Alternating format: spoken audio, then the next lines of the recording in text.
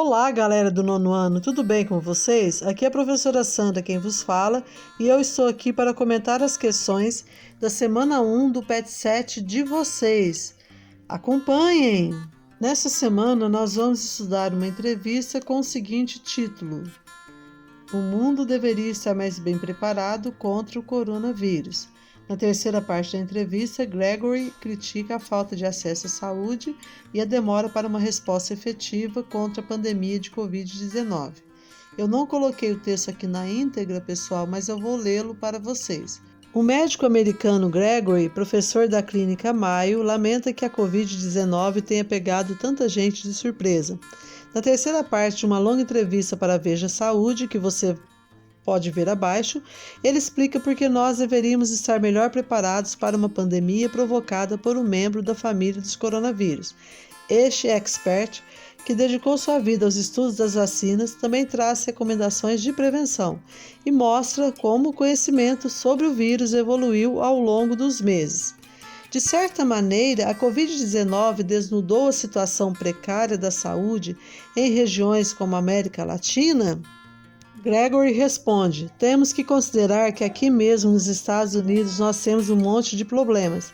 Há muitas pessoas com pouco acesso aos serviços de saúde. Espero que esse vírus e toda a situação deixem alguns aprendizados. Por exemplo, de que higiene é importante, fazer acompanhamento populacional é importante, vacinas são importantes e o investimento na ciência é importante. Precisamos com urgência desenvolver sistemas de saúde com um pacote básico de acesso. Todo governo tem como responsabilidade proteger seus cidadãos. E esse é o terceiro tipo de coronavírus que enfrentamos nos últimos 18 anos. Portanto, ele não deveria ser essa surpresa tão grande para nenhum de nós. O que surpreende é o quão despreparados estávamos para lidar com ele. A razão para termos um governo no comando das ações é fazer aquilo que as pessoas não são capazes de fazerem por si mesmas.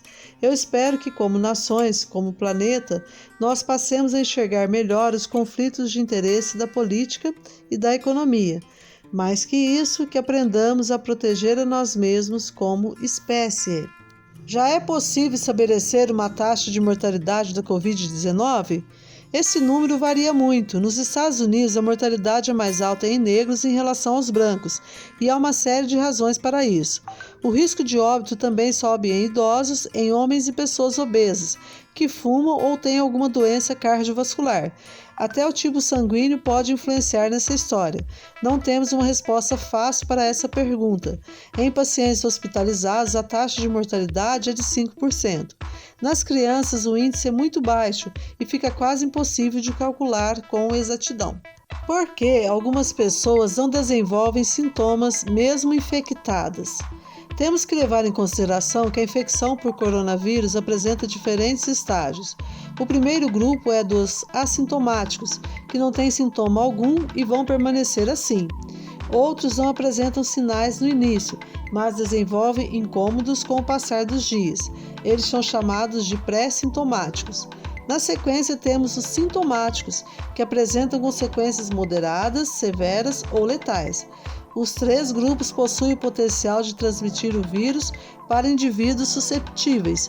Foi isso, inclusive, que permitiu a Covid-19 se espalhar tão rápido.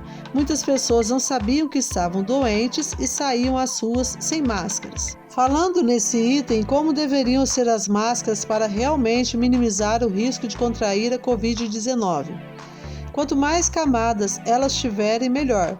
Quanto mais emaranhado o tecido, melhor. Há alguns modelos que trazem espaço para colocar aqueles filtros de papel que usamos para coar o café. Isso significa uma barreira a mais de proteção. Precisamos lembrar que as máscaras funcionam de duas maneiras e pouca gente sabe disso. Em primeiro lugar, elas servem como filtro e impedem que o vírus entre no seu organismo. O segundo mecanismo é uma espécie de atração eletrostática. O vírus é atraído por partículas de água, poluição e das fibras do tecido da máscara. Daí, eles ficam presos no pano.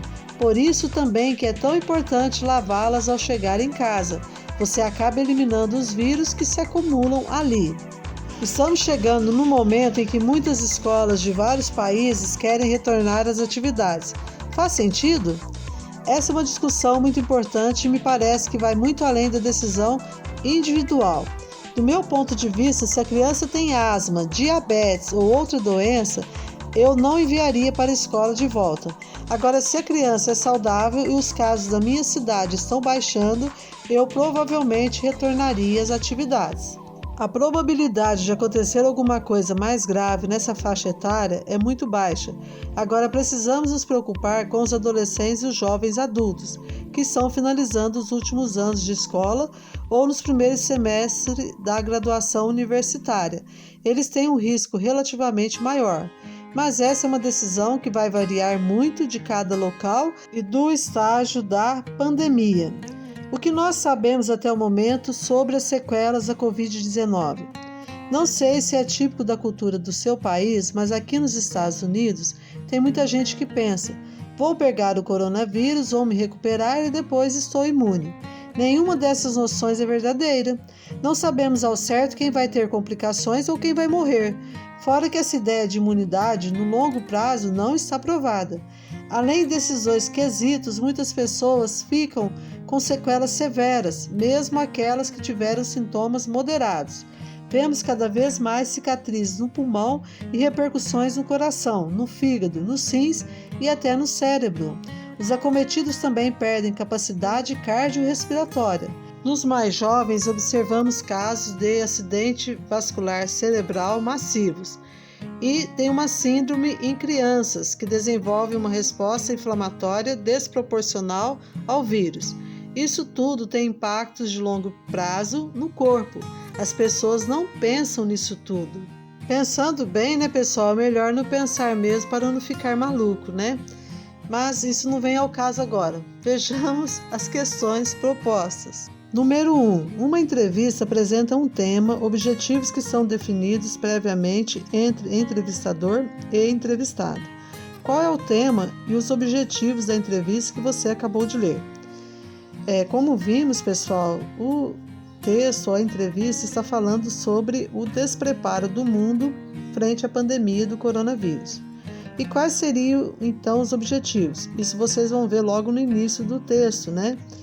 Que é explicar por que nós deveríamos estar melhor preparados para uma pandemia provocada pelo coronavírus, trazer recomendações de prevenção e mostrar como o conhecimento sobre o vírus evoluiu ao longo dos meses. Letra B. Normalmente a entrevista é precedida por um título e por um subtítulo. A entrevista apresenta uma linguagem clara e de fácil compreensão, apresentando as perguntas de uma maneira lógica e ordenada. Antes de ler a entrevista, o leitor encontra 2 parágrafos de autoria do jornalista André. Qual é a finalidade desses parágrafos? Então, pessoal, voltando aos 2 parágrafos, vocês observam que a finalidade dos mesmos seria apresentar o entrevistado, ele fala sobre o entrevistado e também apresenta o tema da entrevista. Letra C. A entrevista compreende 3 momentos: uma introdução, as perguntas do entrevistador, as respostas do entrevistado e uma conclusão. Qual é a relação entre o tema abordado na entrevista que acabou de ler e o perfil do entrevistado? Então, para vocês responderem a questão, é preciso pensar o seguinte: nós só vamos fazer pergunta para quem pode nos dar uma resposta. E quem é que pode dar uma resposta? Aquele que tem conhecimento sobre o assunto que eu estou abordando. Então, nós temos aqui que o entrevistado é médico americano, professor de uma clínica, né? Dedicou sua vida aos estudos das vacinas e, por isso, ele tem todas as condições para discorrer sobre o tema, que seria o despreparo do mundo frente à pandemia do coronavírus. Letra D. Podemos afirmar que o jornalista André se preparou para realizar a entrevista com o médico americano Gregory. Que indícios dessa preparação podem ser identificados nas perguntas feitas por ele? Explique. Quando falamos em indícios, nós estamos falando em pistas que nos levam a acreditar em alguma coisa. No caso aqui, acreditar que o jornalista já sabia alguma coisa sobre o assunto. Então, provavelmente, ele leu sobre o tema, ele pesquisou sobre as principais dúvidas com relação ao mesmo. E algumas perguntas deixam isso bem claro. Por exemplo, na primeira, em que ele fala da situação precária da saúde na América Latina, ele demonstra que já conhecia esse fato. Quando ele fala sobre os sintomas, a utilização do adjunto adverbial não também sinaliza que ele sabe sobre o assunto, né? Então ele sabe que algumas pessoas não desenvolvem sintomas. Quando ele fala também sobre as máscaras, o uso do realmente desse advérbio, né? Realmente mostra que ele sabe que algumas máscaras não são totalmente eficientes. E ao tratar sobre as sequelas, ele também demonstrou conhecimento ao utilizar o pronome nós.